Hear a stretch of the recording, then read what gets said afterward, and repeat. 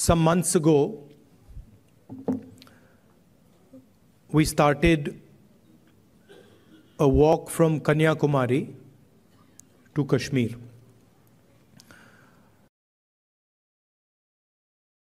Prior to walking, we were finding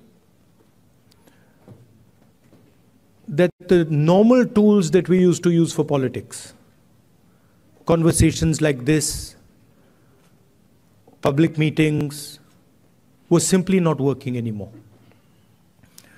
All the instruments that we needed to do politics in India, they were controlled by the BJP and the RSS. You know, people are threatened, cases are put on people, agencies are used on people. So we also are finding that in some way it had become quite difficult to act politically. And that's why we decided to walk from the southernmost tip of India to Srinagar. And when we started, I thought, okay, देखेंगे क्या होता है.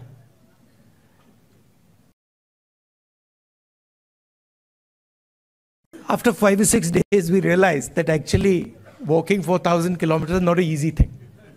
You know, and I had an old knee injury that started to act up. So I said, now I'm in real trouble because there's no choice. One has to walk and I'm having quite a lot of pain.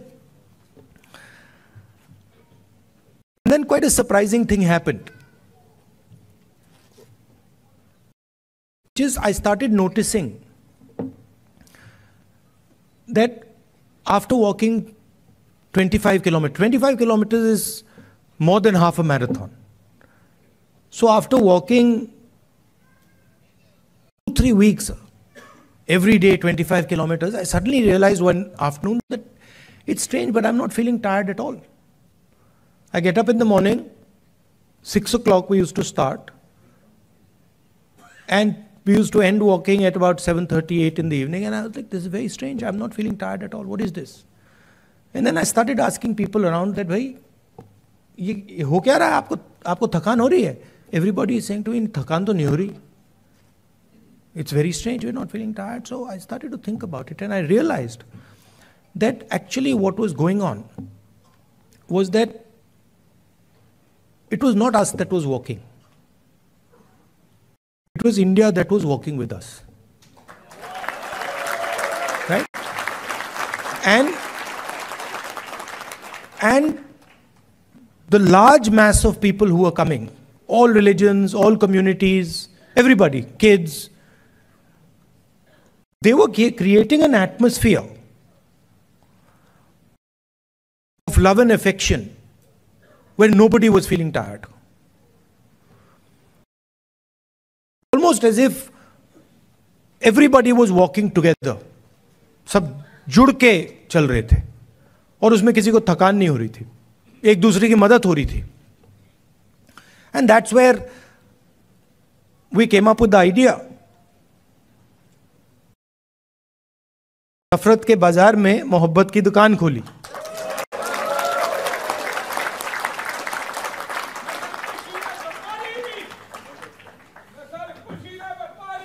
Welcome, welcome.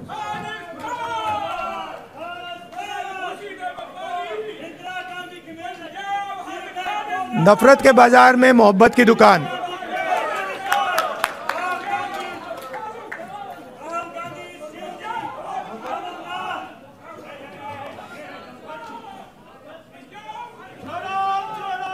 Bharat जोड़ो.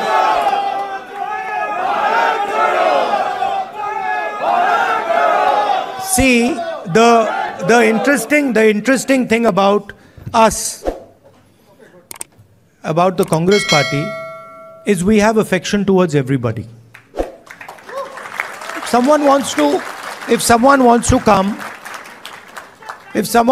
come and say something, regardless of what they are saying, We're happy to listen to it. We're not going to get angry. We're not going to get aggressive. We'll nicely listen to it. In fact, we'll be affectionate to them. We'll be loving to them. Because that's our nature.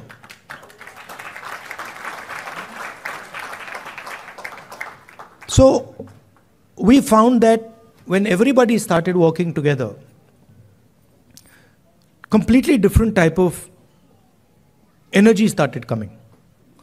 And I noticed that the government tried everything. मतलब जो भी उनमें ताकत थी, उन्होंने यात्रा को रोकने में लगा दी. टीवी से उतार दिया, पुलिस को यूज किया,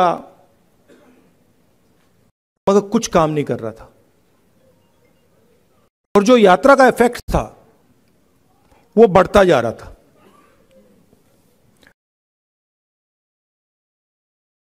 क्यों हुआ? क्योंकि आप सबने हमारी मदद की. सिर्फ not only in India, Bharat Jodo is a idea that is in all your hearts. And it is about respecting each other and being affectionate to each other.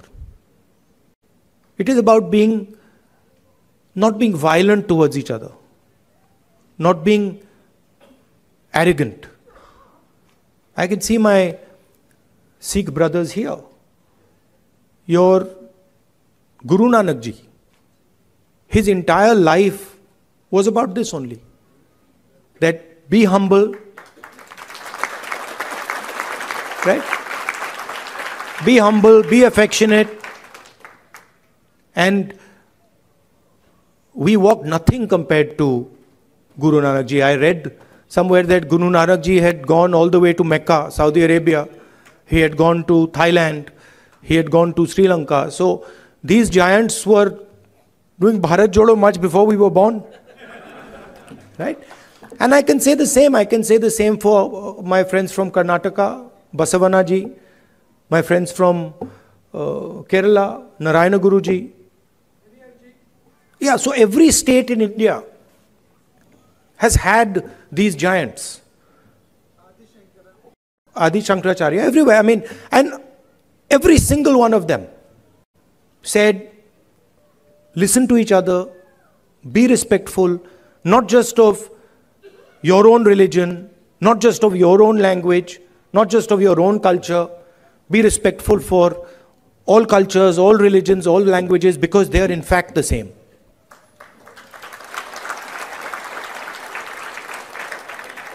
And the assault that is taking place in India, it's taking place on our way of life. Sam Pitroda ji said that he grew up with all people living happily. Different languages, different religions. And that is what is being attacked.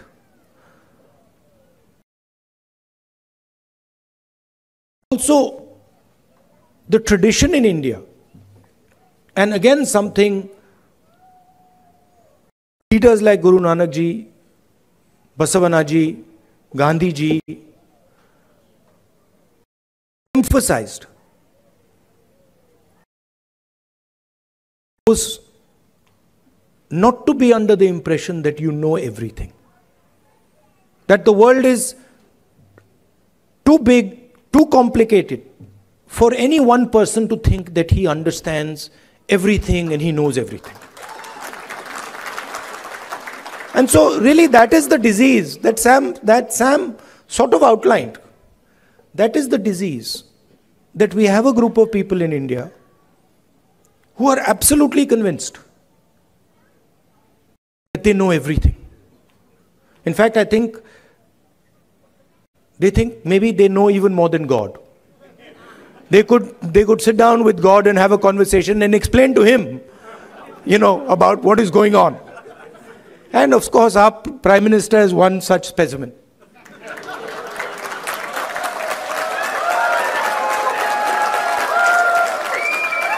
I think I think if you sat Modi ji down next to God, Modi ji would start explaining to God how the universe works. Right? Yes, and God would get confused that what have I created? So these are funny things, but really this is what is going on. We have a group of people, who understand everything. They can speak to scientists and explain science to them. They can, speak to historians and explain history to them. They can explain, warfare to the army, flying to the Air Force, whatever they want they can, And at the heart of it is mediocrity. That they actually don't understand anything. Because in life, you cannot understand anything if you're not ready to listen. There's something, the biggest lesson I learned from Bharat Jodo Yatra, that there is something to learn from everybody. We are much older than those children. But I can guarantee you, they can teach us all how to sing. I was looking at them and I was saying, I can't sing like that. It's impossible. So, when you look at another person, you have to appreciate that they have an experience, they have a life, they've seen things, and maybe you can learn a lot from them. Maybe if you open your ears, you can listen to them and learn from them. And that is actually the Indian tradition. If you look at our country, you will find that our country has the ability to absorb any idea that comes. India has never rejected any idea. Everybody who has come to India has been received with open arms, and their ideas have been absorbed in India. And that is the India that we like. India that respects the rest of the world, India that is humble, India that listens, India that is affectionate. And that is the India that you represent.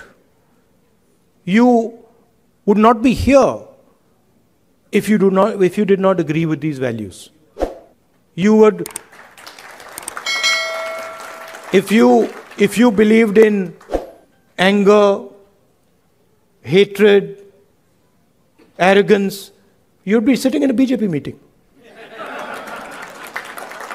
Right? And I would be doing Man Ki Baat.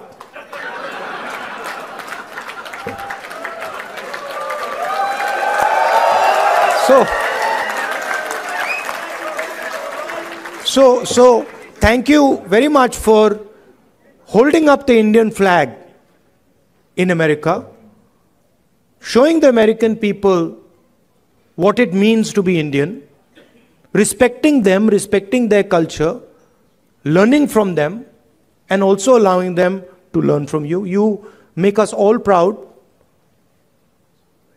When we think of our country, you're all our ambassadors.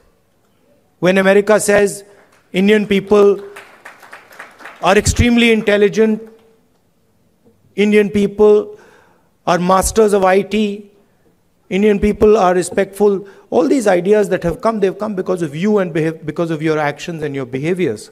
So I thank you very much for that.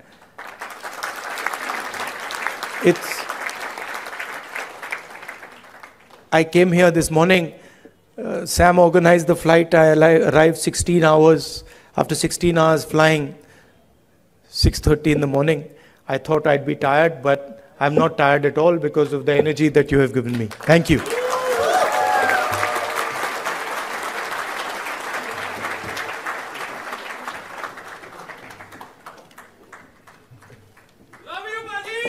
Love you, love you. Now they've asked me to answer your questions.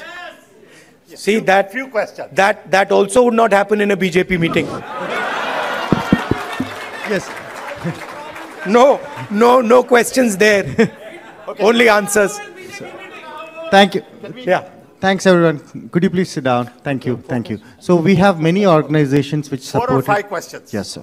Okay, quick. Yes. Or opinions, it doesn't, whatever. Yes. Yeah, but So when we you have. ask people questions, they automatically assume opinion is included. Yes. So we have women who played major contribution for this program to be successful. We have women empowerment organization which helped us to make this event successful. So they have a question specific to women, and I would request Ms. Jhansi Reddy garu to ask that question. Mic. Just give me the other mic. Welcome, Rahulji, for California.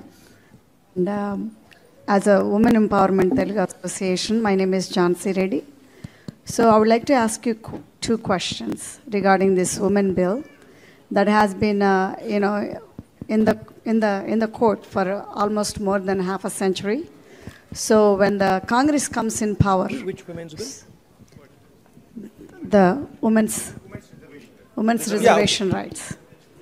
So that bill has been there for more than a quarter century. So as a Congress leader, what is your thoughts on it and how are you going to deal with it? That's my first question. The second question is, in India, it's very hard for a woman for the safety issue.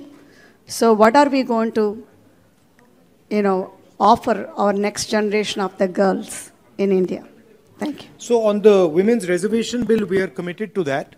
We wanted to pass it in the last government, but some of our allies were not too happy with it, and they didn't give us the support for that bill. But I'm confident when we come to power, we'll pass that bill. I think part of the answer to your second question lies in the first question. If we empower women, if we involve women in the political system, if we give women space in the governance of the country, if we give women space in the businesses of the country, we will automatically make them safer. So I think involving them in politics, involving them in business, involving them in running the country are the way to give them power. Thank you. Thank you. So we have another Tamil community organization, who united entire Tamil organizations, and they have expressed their support. So they might differ on the Congress party, but they have come here for the love of Rahul Gandhi today. So I would like to invite Mr. Pugal, if you are here. Yeah. Thank you, Sandeep. Hello, Raghulji. My name is Pugal Anbu. I'm the president of Indo-American Society for Science, Reason and Free Thought. I also represent Tamils who live in Bay Area. On behalf of our people and on behalf of people who believe in science, reason and free thought, I would like to point out we are honored, humble and most truly proud of your journey about opening up the shops of love on the streets of hate all over the India. Tamils have long tradition of harboring brotherhood mindset throughout their civilization. 3,000 years ago, our forefathers said, Yadum ure, yavarum kelir, pirapokkum ella uyirkum. Translation, all human beings are created equal, and every town is our town, everybody is our relative.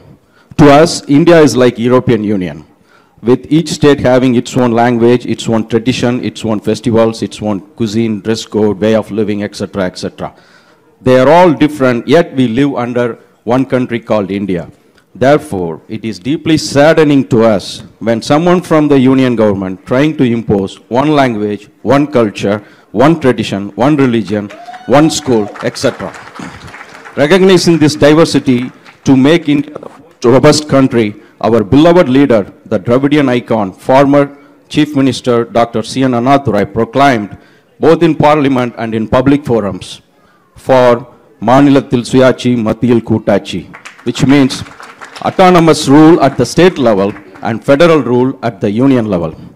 Dear Raghulji, you have studied in America and you have traveled within United States extensively, and you know much better than anyone else in this room that America is the best example of federalism. Each state has its own constitution, its own Supreme Court apart from federal laws. Whereas in India, Congress party did have its own share of problems in the past, but the times have changed. The new thinking has emerged, and you are the epitome of the new thinking. You are the beacon of hope and the streets of hate in India. Therefore, my question to you is that, like United States of America, what's your thought on making India as a true United States of India? Thank you, Ji. If you read our constitution, the definition of India in the constitution is a union of states. And within our constitution is the idea that the languages, cultures, histories of each one of our states has to be protected under the union. So what you're talking about is already incorporated in our constitution. It's already there. The BJP and the RSS are attacking that idea that you mentioned and also the Constitution of India. That's the fact. Now, for me personally,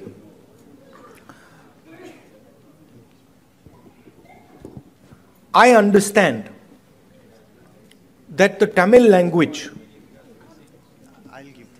is more than a language to Tamil people. Right? It is not just a language.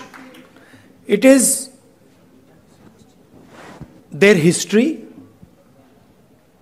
It is their culture. It is their way of life. And I will never ever allow Tamil language to be threatened. Right? Because for me, threatening the Tamil language is to threaten the idea of India. Just like threatening Bengali or threatening Kannada or threatening Hindi or threatening Punjabi are all attacks on India. Right? So our strength, unlike many other countries, our strength comes from our diversity. Our strength comes from accepting that we are all different, but we can work together. And that is an idea that I'm sure you and the Congress party are protecting. Thank you. Thank you. Thank you, everyone. Please put your questions brief, respecting everyone's time. I know you have opinions, but please put your questions brief. Next question is Mr. Karthik from Ambedkar King Study Circle. Can we allow people to... Yeah, hold on. Yes. These are, please appreciate these organizations have put together this amazing event. There are Telugu, Tamil, Kerala, Kannada, all are together to make this event successful. Respect those organizations. Thank you. We'll do. We've got 5 questions, don't worry. There's more than enough. We can add a few also if you want.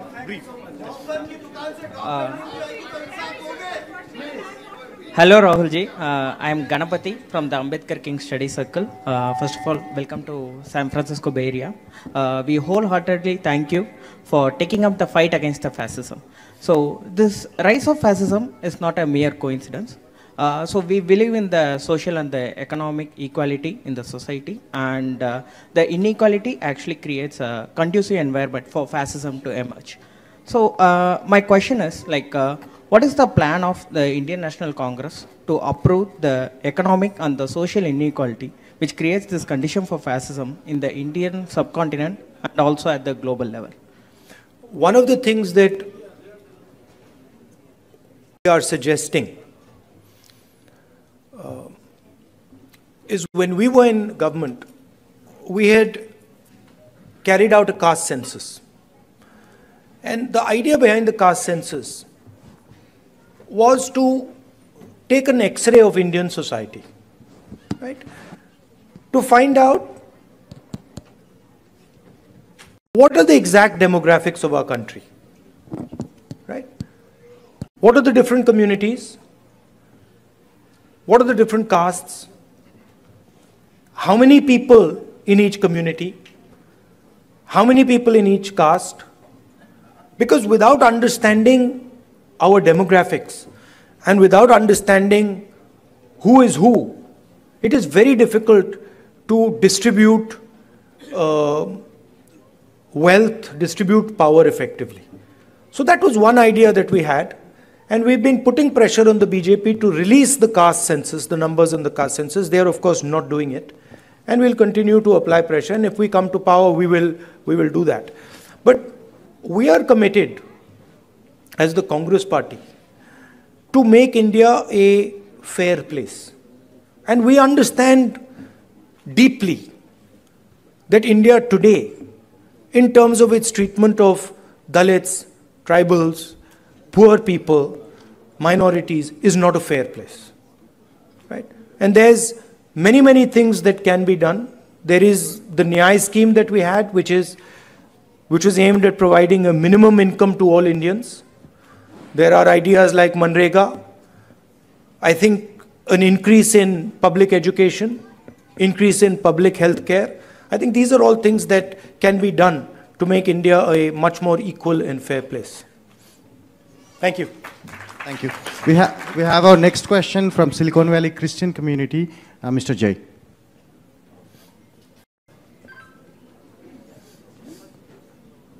Rahulji, now the Parliament Lok Sabha seats are increasing to 888. What's your take on it? There's a proposal that Modi ji is actually working on. It is going to entirely be based on population. It is going to tilt, the orientation towards the highly populous states, getting more and more lion's share of the revenues and everything.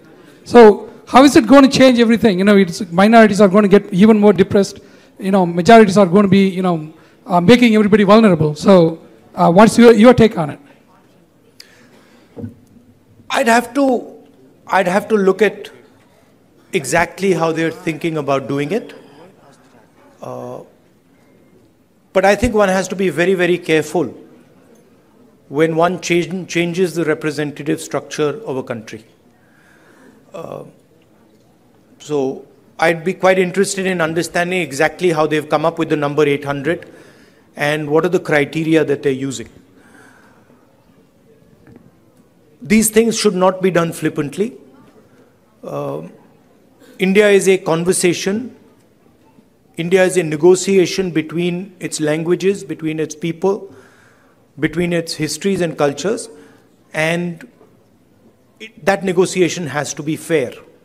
Meaning, all parts of India, all the states of India should feel that there is fairness in the process of negotiation. If I see exactly how they're coming up with 800 and what is the design, then I would be able to answer whether I agree with the number 800, but I haven't seen the way they're calculating it. It's kind of distracting everybody with that new parliament, building opening, and Yes. giving the center. Yeah. It's distracting everybody.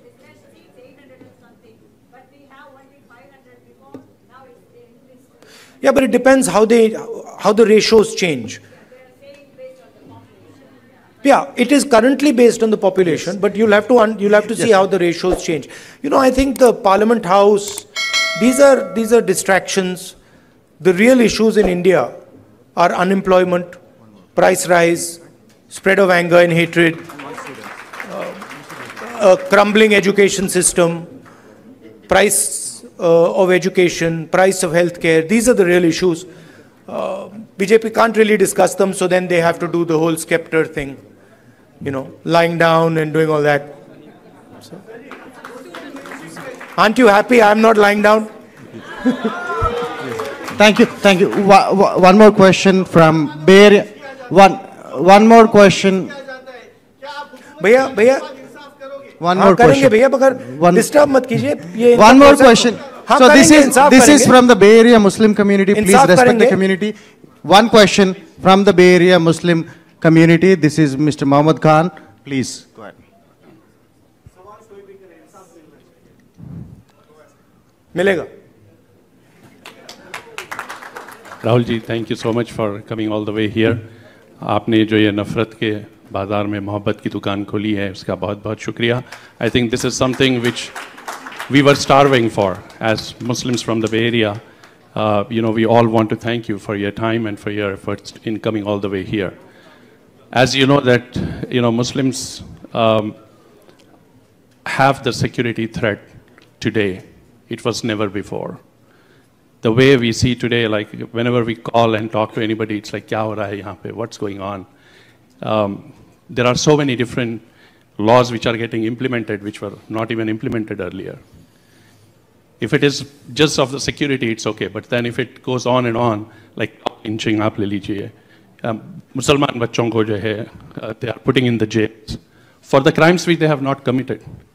What strategy will you adopt, or what hope are you giving to Indian Muslims, which is going to change the whole thing back to the point where we were and get back to the normal stream to develop India? The best way for me to explain that is the line, Nafrat ke bazaar mein mohabbat ki dukaan. That is the best way I can say it, which is that it is felt most strongly by the Muslim community, okay, because it is done most directly to them.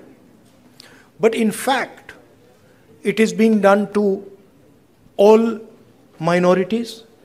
I can guarantee you that the same way you are feeling attacked, I can guarantee you my Sikh brothers are feeling the same thing.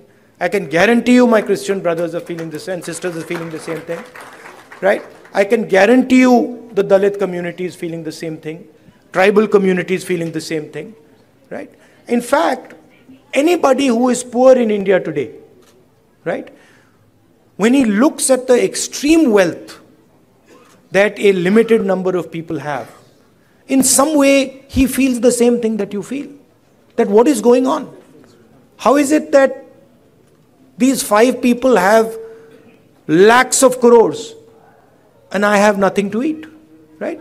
So you feel it most because it is directed at you most aggressively.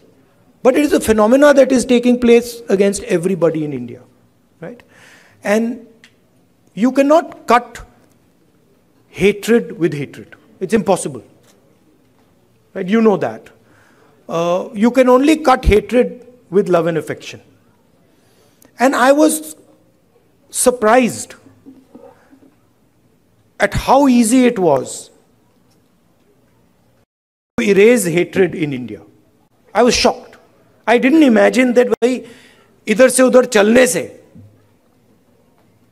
इतना असर पड़ेगा. I didn't imagine it. Right? Indian people, as you yourself have said, they don't believe in this stuff. They don't believe in hating each other. They don't believe in killing each other. This is a small group of people who have got control of the system, who've got control of the media, and who are fully supported by, big money. Right? But this is not the large mass of Indian people. I can guarantee you, I walked from Kanyakumari to Kashmir. I can guarantee you there are more people who believe in love and affection than hatred. Millions and millions more. So don't be pessimistic. Also, I'd like to point out another thing. This happens periodically in India. What is happening, for example, to the Muslim community in India today happened to the Dalit community in the 80s. If you went to UP in the 80s, the Dalit community, what is happening with the Muslims was happening with the Dalits there. So periodically this type of stuff happens and we have to challenge it, we have to fight it, and we have to fight it with affection, not fight it with hatred. We will do that. Thank you, Rahulji. And one last question from the most important community of entire world, that is students. So we have one interesting student from UC Berkeley who wants to, literally begging me to ask one last question. She promised that she would conclude it. Wait. One more question. Welcome, Rahul sir, and thank you so much for your win in Karnataka. You've made a lot of people very, very happy. We've literally cried tears of joy, so thank you. So my question for you would be, we have a lot of students who helped out here today. We really feel passionately for your cause, and which is our cause now. But what would you say to us? We want to go back to India, we want to represent our country, but we see how the athletes, the youth, the wrestlers in recent times are being treated. It's very undignified. We feel very discouraged. So what would you say to us to kind of bring the sense of wanting to go back out there for our country? Yeah, please realize that there's a huge distortion. India is not what the media shows. The media likes to show, a particular narrative. It likes to promote a particular narrative. That is actually not what is going on in India, right? It was very clear to me in the Yatra. It's in the media's interest to project these things. It helps the BJP, right? So don't think that everything you see in the media is the truth. And as a young person, your country needs you, right? And your skills and your energy will be very useful to your country. So if you feel like going back, do go back and help out. Thank you. Thank you, Rahulji. Thank you. And I picked up Rahulji somewhere in the morning, 8 o'clock. It's 8 o'clock. So please, 1 minute. So let me conclude it, right? He's a normal human being like us. He's not superhuman. He's a normal human being. Please, 1 minute. Let me thank the organization. So last question, I like the question, which is, what do I suggest that you do? Right? Yes. You are all ambassadors of a particular vision of our country.